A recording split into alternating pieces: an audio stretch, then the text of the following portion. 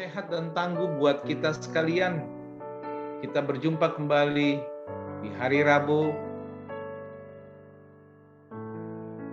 9 Februari 2022. Renungan pagi kali ini bertajuk Tetapi Karena Tuhan.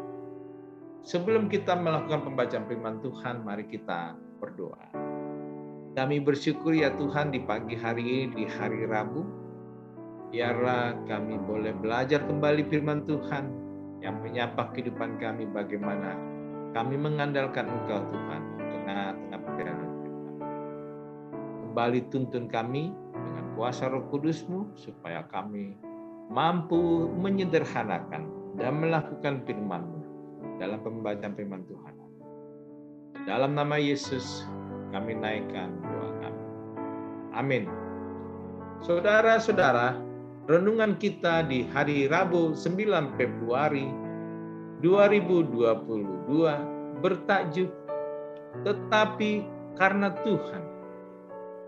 Teks bacaan diambil dari surat Galatia 1.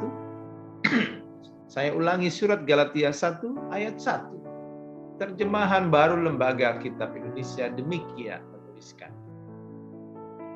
Dari Paulus seorang rasul, bukan karena manusia, juga bukan oleh seorang manusia, melainkan oleh Yesus Kristus dan Allah Bapa yang telah membangkitkan Dia dari antara orang mati.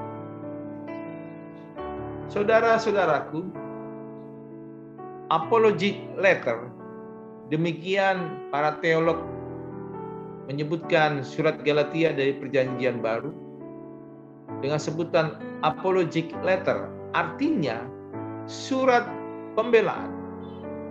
Di dalam surat ini ada pembelaan Paulus atas berbagai serangan para pemberita-pemberita Injil yang lain. Mereka memberitakan Injil berbeda dari Injil yang diajarkan Paulus. Dan atas dasar inilah Paulus mengecam keras dalam Galatia 1, khususnya ayat 8 saya ulangi, Galatia 1 khususnya ayat 6 sampai 8. Saya bacakan untuk kita.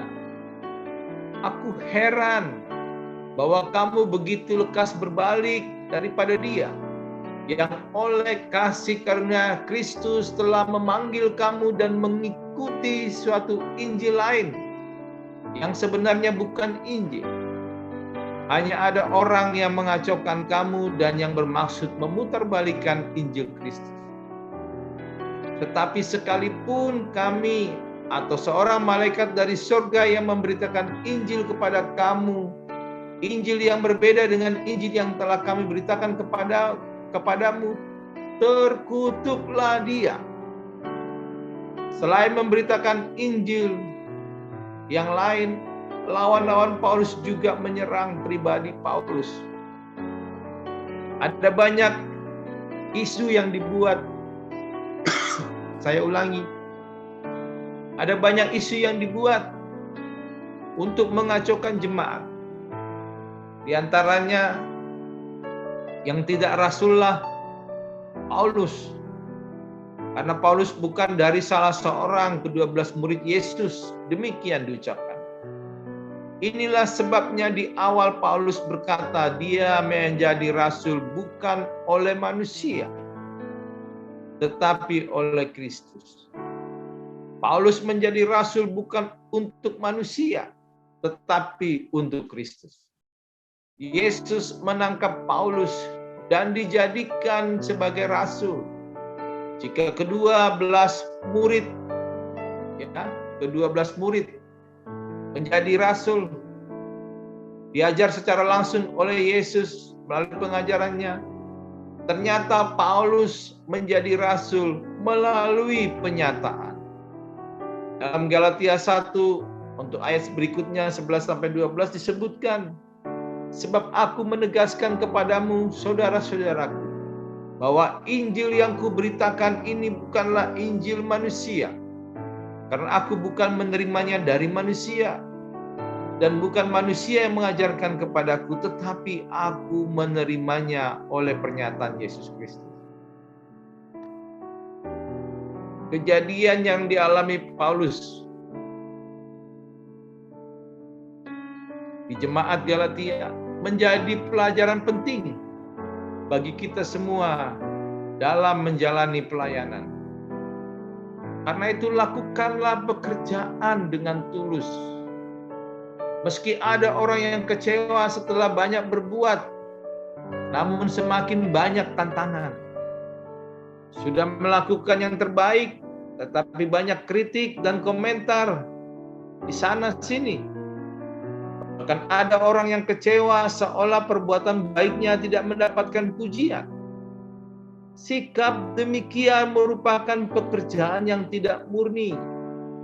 Melayani di dalam Tuhan harus dengan tulus, bukan untuk kepentingan diri sendiri, apalagi mendapat pujian untuk dirinya sendiri.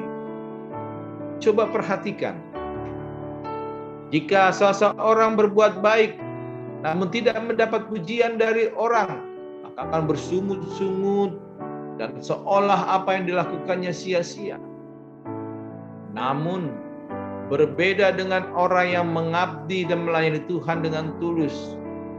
Seberat apapun tantangan, dia tidak surut, tetapi akan terus termotivasi dan terpadu melakukan tugasnya dengan baik, memberikan dan melakukan yang terbaik. Mengapa Paulus sangat kuat menghadapi lawan-lawannya? Kuncinya cuma satu, yaitu Paulus melakukan semua pekerjaannya bukan untuk manusia, tetapi untuk Tuhan. Paulus juga melayani bukan oleh manusia, tetapi oleh Kristus yang menjadikan dia sebagai rasul. Itulah motivasi kita dalam melayani Tuhan. Kita lakukan ini karena Yesus, Tuhan Yesus, sudah menyelamatkan kita. Selamat pagi saudara-saudara. Salam sehat dan tangguh buat kita sekalian. Dan Tuhan Yesus memberkati kita. Mari kita berdoa. Kami bersyukur dan berterima kasih ya Tuhan. Di pagi hari ini kami sungguh mendengarkan firman-Mu dan mulai terlatih untuk bisa melayani Tuhan di tengah kehidupan kami. Bahwa semata-mata bukan untuk manusia, tetapi oleh karena Kristus sudah memilih kami, sudah menolong kami, sudah memberkati kami, dan buat kemuliaan Kristus kami lakukan pelayanan ini. Terpuji nama-Mu Tuhan, dalam nama Yesus kami naikkan syukur kami. Amin. Aku hidup